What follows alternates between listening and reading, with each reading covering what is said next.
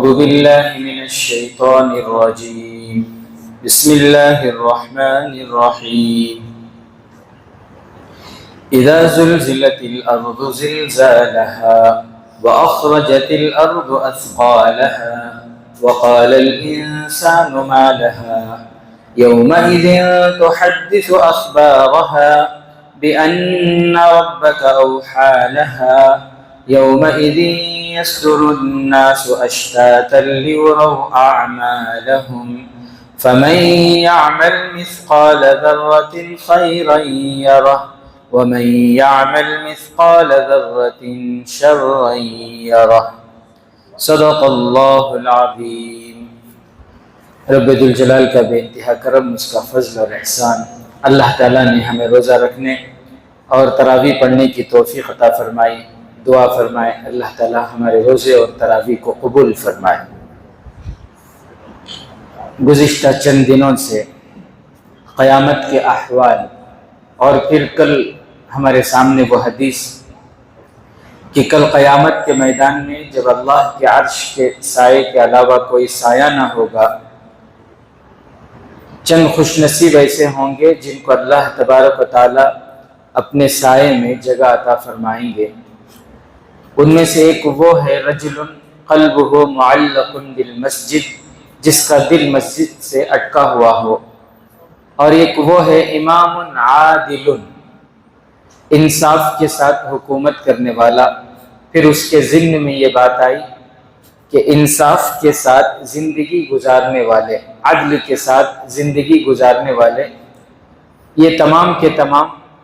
وہ خوش نصیب ہیں جن کو اللہ تبارک و تعالیٰ اپنے عرش میں جگہ، اپنے عرش کے سائے میں جگہ، سایہ عطا فرمائیں گے۔ گزشتہ کل میں نے ایک حدیث سنائی آپ کو، اور اسی طرح صحابہ کی زندگی کے بارے میں بھی روشنی کچھ تھوڑی سی میں نے ڈالی تھی کہ کیسے ان کی زندگیوں میں عدل تھا، انصاف تھا۔ عدل اور انصاف کے ساتھ وہ زندگی گزار کر قیامت تک آنے والے لوگوں کو دکھا کر چلے گئے کہ دیکھو زندگی گزارو تو ایسے جیسے ہم گزار کے جا رہے ہیں۔ کتابوں میں لکھا ہے کہ حضرت علی رضی اللہ تعالیٰ عنہ کی زرہ، جو جنگ کے موقع پر پہنتے ہیں زرہ، وہ ایک ان کی زرہ یہودی کے پاس تھی، تو یہودی سے مانگتے تو وہ کہتا نہیں یہ میری زرہ ہے۔ اب یہ معاملہ پہنچا قاضی صاحب کے پاس، قاضی شرائح جو اس وقت کے قاضی تھے ان کے پاس۔ اب جب معاملہ پہنچا انہوں نے طلب کیا دونوں کو، اب وہ یہودی آیا، حضرت علی رضی اللہ تعالیٰ عنہ بھی آئے، حضرت علی رضی اللہ تعالیٰ عنہ کے ساتھ ان کے بیٹے حضرت حسن رضی اللہ تعالیٰ عنہ تھے، اور حضرت علی رضی اللہ تعالیٰ عنہ کا غلام قمبر جو نام تھا وہ بھی ساتھ میں تھا۔ تو اب اصول کے مطابق حضرت علی رضی اللہ تعالیٰ عنہ دعویٰ کر رہے ہیں، تو ان سے قاضی صاحب نے دلیل مانگی کہ آپ کے پاس کیا دلیل ہے کہ یہ چیز آپ کی ہے، ثبوت کیا ہے، کوئی گواہ ہیں آپ کے پاس؟ تو حضرت علی رضی اللہ تعالیٰ عنہ نے فرمایا کہ حسن گواہ ہیں، اور یہ جو غلام ہے یہ بھی گواہ ہے کہ وہ زرہ میری ہے۔ تو قاضی صاحب نے فرمایا کہ امیر المومنین، آپ بخوبی جانتے ہیں باپ کے حق میں بیٹے کی گواہی قبول نہیں کی جاتی، اور اسی طرح غلام کی گواہی مالک کے حق میں قبول نہیں کی جاتی۔ تو حضرت علی رضی اللہ تعالیٰ عنہ نے فرمایا کہ بھئی حسن ہیں، نواسۂ رسول ہیں، اللہ کے نبی صلی اللہ علیہ وسلم نے فرمایا تھا سیدہ شباب اہل الجنہ الحسن والحسین، جنت میں نوجوانوں کے سردار حضرت حسن اور حسین ہوں گے۔ تو قاضی صاحب نے کہا کہ امیر المومنین، کسی بھی فرد کو، امت کے کسی بھی فرد کو ان کی فضیلت کے بارے میں کوئی شک نہیں ہے، پیارے نبی صلی اللہ علیہ وسلم کی بات کا کوئی انکار کر ہی نہیں سکتا۔ ان کی عزت، ان کا مقام، ان کا شرف سر آنکھوں پر، اس میں کوئی دو رائے نہیں ہے اور کسی کو انکار بھی نہیں ہے لیکن آپ جانتے ہیں شریعت کا اصول کیا ہے؟ شریعت کا اصول تو یہ ہے کہ باپ کے حق میں بیٹے کی گواہی قبول نہیں کی جائے گی۔ تو حضرت علی رضی اللہ تعالیٰ عنہ نے فرمایا کہ آپ صحیح کہہ رہے ہیں، پھر کوئی گواہ ہے آپ کے پاس تاکہ پتہ چلے، وہ گواہی دے کہ یہ زرہ آپ کی ہے۔ حضرت علی رضی اللہ تعالیٰ عنہ نے فرمایا کہ نہیں ہے میرے پاس کوئی گواہ۔ تو پھر اب جو سامنے یہودی تھا، اب اس سے قسم لینا تھا، تو قاضی شریح نے ان سے کہا کہ دیکھو ان کے پاس تو گواہ نہیں ہے، اصول کے مطابق ان کے پاس گواہ نہیں ہے، جو گواہ ہیں ان کی گواہی کا اعتبار نہیں ہے، تو اب تمہیں قسم کھانی ہوگی، قسم کھا کے تمہیں یہ کہنا ہوگا کہ یہ چیز تمہاری ہے، کیا تم تیار ہو اس کے لیے؟ وہ یہودی تیار ہو گیا، اپنے مذہب کے مطابق اس نے قسم کھا لی، اور پھر اصول کے مطابق زرہ یہودی کے حق میں فیصلہ کر دیا۔ اب وہاں سے جب جانے لگے، جاتے جاتے ابھی دروازے سے باہر نکلے بھی نہیں تھے، وہ جو یہودی تھا وہ دوڑتا ہوا آیا، حضرت علی رضی اللہ تعالیٰ عنہ کے ہاتھوں کو پکڑ لیا اور پھر چوم کر رونے لگا، اور رو کر کہنے لگا کہ میں یہ سوچ رہا تھا کہ بادشاہ کا اور میرا جھگڑا ہو گیا ہے ایک چیز کے بارے میں، قاضی صاحب تو ضرور بادشاہ کی ہی رعایت کریں گے، لیکن میں نے دیکھا کہ اسلام میں فیصلہ امیر غریب پر نہیں ہوتا، بلکہ اصول کے مطابق، قرآن کے مطابق فیصلہ ہوتا ہے، ضابطے کے مطابق فیصلہ ہوتا ہے۔ میں مان گیا کہ واقعی آپ کا جو دین ہے یہ سچا دین ہے، برحق دین ہے، آپ مجھے کلمہ پڑھائیں، ایمان میں داخل کریں۔ اللہ اکبر۔ تو عدل و انصاف ایک شخص کے ایمان قبول کرنے کی وجہ بنی، عدل و انصاف یہ سبب بنا ایک یہودی کے ایمان قبول کرنے کا۔ اس لیے میرے عزیز ساتھیوں، زندگی گزارنا ہے عدل و انصاف کے ساتھ زندگی گزاریں۔ بادشاہ گزرے ہیں، سلطان محمود غزنوی بہت نیک بادشاہ، متقی بادشاہ، پرہیزگار بادشاہ تھے۔ ان کی ہسٹری، ان کی تاریخ لکھی ہے، ایک کتاب ہے تاریخ فرشتہ، کتاب کا نام ہے، وہ اردو میں ہے، آپ پڑھ سکتے ہیں، وہ آن لائن وہ آپ ڈاؤن لوڈ بھی کر سکتے ہیں۔ تاریخ فرشتہ، اس کتاب میں واقعہ لکھا ہے کہ سلطان محمود غزنوی، ان کے پاس ایک مرتبہ ایک عام انسان آیا ملنے کے لیے، ایک نوجوان عام انسان آیا ملنے کے لیے، اور پھر مل کر وہ کہنے لگا کہ بادشاہ میں آپ سے ملنے کی بہت کوشش کر رہا تھا، کئی دنوں سے کوشش کر رہا تھا، لیکن جب بھی میں آتا آپ کے درباری مجھے واپس کر دیتے، مجھے بھیج دیتے، کوئی میری بات سننے کو تیار نہیں تھے، بڑی مشکل سے میں آج آپ تک پہنچا ہوں۔ جی بولیے کیا بات ہے؟ تو انہوں نے کہا کہ میرے گھر کا ایک مسئلہ آپ کے سامنے رکھنا ہے، اور میں آپ سے یہ درخواست کروں گا کہ انصاف عدل کے ساتھ فیصلہ کیجئے گا۔ میرے گھر کا مسئلہ ہے اور میں عدل کے ساتھ فیصلہ چاہتا ہوں، اور یاد رکھیں اگر آج آپ انصاف کے ساتھ فیصلہ نہیں کریں گے تو کل قیامت کا میدان ہوگا، میرے ہاتھ ہوں گے، آپ کا گریبان ہوگا، فیصلہ اللہ فرمائیں گے۔ اتنی بڑی بات بادشاہ کے سامنے ہے۔ اب وہ بادشاہ بھی خدا ترس تھا نا،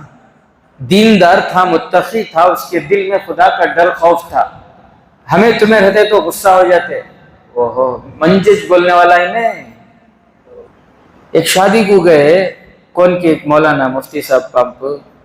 ولیمے کی دعوت، جاگ دیکھے تو بے پردگی ہو رہی ہے۔ صحیح بات، تو پردے کا انتظام کر سکتی سہولت کے ساتھ، وہاں وہ پنڈال کی چیزاں بھی پڑی ادھر ہی باہر۔ وہ مفتی صاحب کیا کرے، وہ جو ولیمے کی جو دعوت کرے تھے، وہ لڑکے کے ابا کو، لڑکا تو بزی ہے نا بیچارہ، ان کے ابا کو بھی ان کے بھائی کو بلا کو بولے ذرا یہاں سے وہاں تک ایک پردہ ڈال لے تو مستورات ادھر ہو جاتی ہیں۔ جاتے جاتے بول رہی ہیں با کھانا ہے تو آئے سو ہے، کھانا تو کھاؤ، نہیں تو جو کرنا ان کو، یہاں سب نصیحت نہ کیا، جمعہ کا بیان یہ ہے، یہاں سب بولنے کی ضرورت نہیں، کھانا تو کھاؤ نہیں تو چپ کے جو کرنا ہے۔ ایسے آدمی محمود غزنوی، سلطان محمود غزنوی رحمۃ اللہ علیہ کے سامنے انہیں بول رہا ہے اگر تمہیں انصاف نہیں کرے تو کل قیامت کے دن تمہارا گریبان پکڑ تم ہی، اللہ انصاف کرتی ہے۔ محمود غزنوی رحمۃ اللہ علیہ کیا بولے، کیا ہوا، کیا تمہارا مسئلہ کیا ہے، وہ تو بولو پہلے، کیا ہوا تمہیں، کیا تکلیف ہوئی؟ تو اس نوجوان نے کہا کہ اصل میں بات یہ ہے، تمہارا بھانجا ہے وہ ہمارے گھر کو آتا ہے، میں غریب ہوں اور گھر میں رات کے وقت آتا ہے اور زبردستی گھر کے اندر گھس جاتا ہے اور مجھے مار کے باہر کر دیتا ہے اور پھر وہ غلط کام کر کے جاتا ہے۔ اب میں وہ شکایت کرنے کے لیے بار بار آ رہا ہوں تمہارے دربار میں، لیکن تمہارا بھانجا ہے تو کوئی سننے کو تیار نہیں، کس سے شکایت کروں میں، کسی سے کر بھی نہیں سکتا، اور یہاں پہنچنا بہت مشکل کام ہے تمہارے تک، تو اس لیے اب فیصلہ تم ہی کرو کیا کرنا ہے۔ یہ فیصلہ اللہ کے لیے عدل کے ساتھ، انصاف کے ساتھ میرے گھر کے مسئلے کو حل کروا دو، ورنہ کل قیامت کے دن اللہ کے سامنے جواب دینے کے لیے تیار رہو۔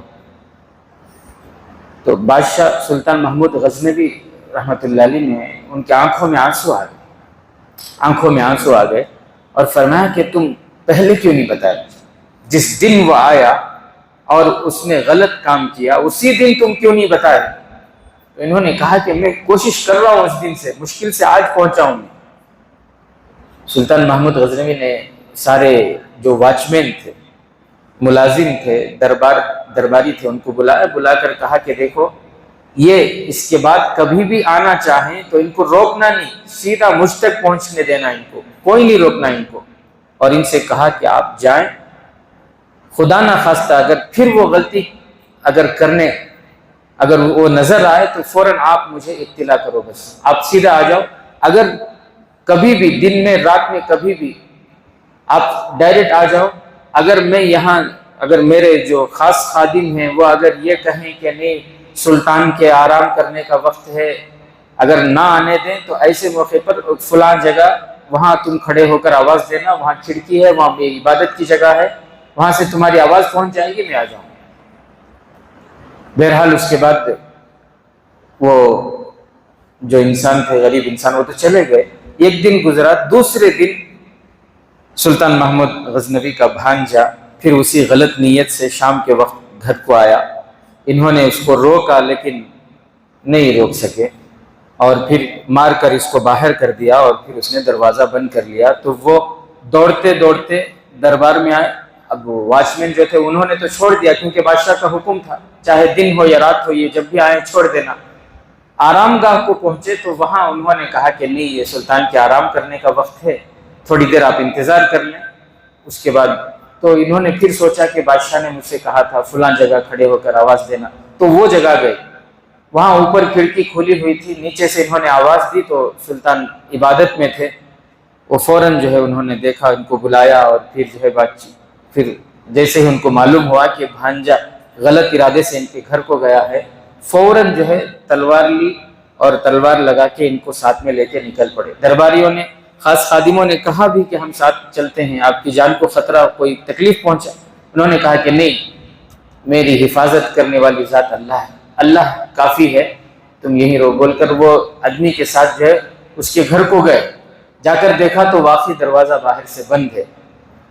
تو دروازہ انہوں نے کھٹکھٹایا، اندر گئے تو وہ گناہ میں ملوث تھا۔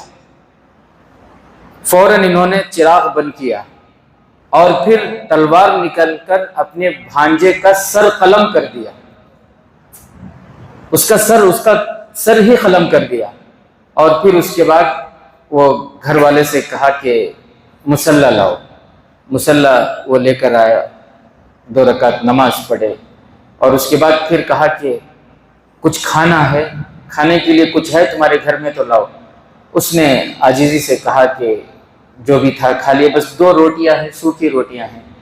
بادشاہ نے کہا کہ وہی لے کر آؤ، تو وہ سوکھی روٹیاں لائے، ایک پیالے میں وہ روٹیاں توڑ کے اس میں پانی ڈال کے تھوڑا نرم کر کے اسی کو کھائے اور پانی پیا، اور اس کے بعد پھر جب جانے لگے سلطان محمود غزنوی، وہ جو آدمی تھا اس نے دامن پکڑ لیا اور کہا کہ حضرت آپ کی 3 باتیں مجھے سمجھ میں نہیں آئی، اس کو مارے وہ تو سمجھ میں آیا، زنا کی سزا یہی ہے، لیکن مجھے یہ نہیں سمجھ میں آیا کہ آپ نے آتے ہی چراغ کیوں بند کر دیا؟ اور پھر یہ سمجھ میں نہیں آیا کہ آپ نے اپنے بھانجے کو مارنے کے بعد 2 رکعت نماز کیوں پڑھی، اور پھر یہ کہ آپ نے مجھ غریب کے گھر میں کھانا کھایا، جو بھی تھا آپ نے کھایا، یہ مجھے سمجھ میں نہیں آیا۔ تو سلطان محمود غزنوی رحمۃ اللہ علیہ نے فرمایا، اصل میں جیسے ہی میں آیا،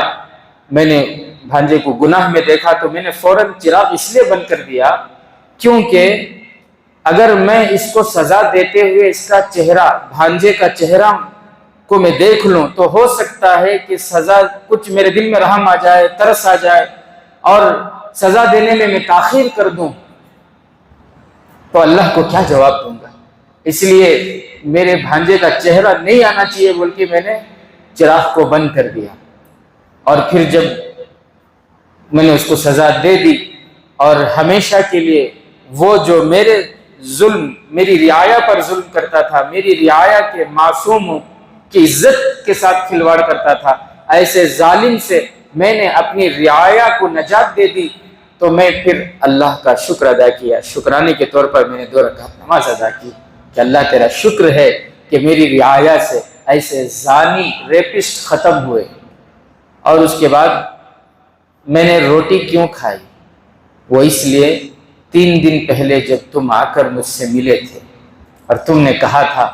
میرے گھر کا معاملہ ہے، عدل کے ساتھ، انصاف کے ساتھ یہ مسئلہ حل کیجئے گا، اسی وقت میں نے قسم کھا لی تھی کہ جب تک تمہارے گھر کا مسئلہ حل نہیں کروں گا ایک لقمہ کھانا نہیں کھاؤں گا۔ آج 3را دن ہے، میں بھوکا تھا، اس لیے میں نے تمہارے گھر سے جو بھی ہے منگوا کر کھایا۔ اللہ اکبر، یہی تھے انصاف کرنے والے، عدل کرنے والے، جن کی وجہ سے اللہ تعالیٰ پوری دنیا میں امن و امان کی فضاؤں کو عام کیا ہوا تھا۔ آج پھر اسی عدل کی ضرورت ہے، اسی انصاف کی ضرورت ہے۔ ہم بادشاہ تو نہیں ہیں، لیکن جہاں تک اللہ نے ہمیں طاقت دی ہے وہاں تک ہم انصاف تو کر سکتے ہیں، اپنی بیوی کے ساتھ، اپنے بچوں کے ساتھ، اپنے رشتہ داروں کے ساتھ، اپنے نوکر چاکر کے ساتھ، اپنے ماتحتوں کے ساتھ۔ بھئی ہم مالک ہیں اپنے جسم کے، ہم اپنے ہاتھ کے مالک ہیں، ہم اپنے آنکھوں کے مالک ہیں، اللہ نے ہمیں اختیار دیا ہے، ہم اپنے پیر کے مالک ہیں، اپنے دماغ کے ہم خود مالک ہیں، یا اس پر بھی کسی اور کا کنٹرول ہے؟ نہیں نا۔ تو ان چیزوں کے ساتھ انصاف کرنا، ان چیزوں کا صحیح استعمال کرنا۔ آج 19واں روزہ، کل 20واں روزہ ہے، تو ایک ضروری بات رہ جائے گی، وہ میں بتا دوں، کیونکہ کل سے سنت اعتکاف جو ہے وہ شروع ہو جائے گا، آخری عشرہ، کل مغرب سے آخری عشرہ شروع ہو جائے گا۔ تو اس لیے جو بھی ہماری مائیں اور بہنیں اس اعتکاف میں بیٹھنے کے لیے ارادہ رکھتی ہیں، اور اسی طرح مسجد میں ہمارے جتنے بھی دوست احباب عشرے کے آخر عشرے کے اعتکاف کا ارادہ رکھتے ہیں، بہت مبارکباد ہیں، اللہ تعالیٰ آپ کے بیٹھنے کو قبول فرمائے۔ مغرب سے پہلے مسجد کو آ جانا ہے پوری تیاری کے ساتھ۔ اعتکاف 3 قسم کی ہوتی ہیں، ایک واجب اعتکاف، ایک سنت، اور ایک ہے نفل۔ نفل کبھی بھی اس کے لیے کوئی وقت متعین نہیں، کوئی دن متعین۔ سنت آخر عشرے کا، رمضان کے آخر عشرے کے 10 دنوں کا یہ جو اعتکاف ہے، یعنی کل مغرب سے لے کر غروب آفتاب سے لے کر چاند نظر آنے تک، چاند چاہے 29 کا نظر آئے یا 30 کا نظر آئے، چاند نظر آنے تک کا یہ پورا اعتکاف۔ اور پھر اس کی فضیلت کیا ہے، اور ہماری مائیں اور بہنیں اگر گھروں میں بیٹھنا چاہیں تو ان کے لیے تو بہت سہولت ہے، وہ گھر کے کام کاج کے ساتھ ساتھ اعتکاف کی ثواب بھی حاصل کر لیں۔ جناب آقا محمد الرسول اللہ صلی اللہ علیہ وسلم نے فرمایا کہ جب کوئی معتکف اعتکاف میں بیٹھتا ہے، آخر عشرے کے اعتکاف میں بیٹھتا ہے، تو اللہ تبارک و تعالیٰ اس کے اور جہنم کے درمیان 7 خندق آڑ فرما دیتے ہیں، حائل فرما دیتے ہیں، اور فرمایا کہ خندق کوئی معمولی نہیں، ایک خندق کی چوڑائی 500 سال کی مسافت کے برابر ہے۔ اللہ اکبر کبیرہ۔ تو جہنم سے اللہ تعالیٰ اس بندے کو کتنا دور کر دیتے ہیں۔ تو اللہ قبول فرمائے بیٹھنے والوں کو، ہمیں بھی کوشش کرنا ہے۔ 10 دن کا نہیں ہوا سنت اعتکاف تو کم سے کم جس سے جتنا ہو سکے 5 دن، 4 دن، 3 دن، 2 دن، 1 دن کوشش کریں انشاءاللہ بیٹھنے کی۔ پھر روزانہ انشاءاللہ اعتکاف کے کچھ مسائل آخر میں بیان کرنے کی کوشش کروں گا۔ اللہ سے دعا ہے کہ اللہ تبارک و تعالی ہم تمام کو کہنے سننے سے زیادہ عمل کی توفیق نصیب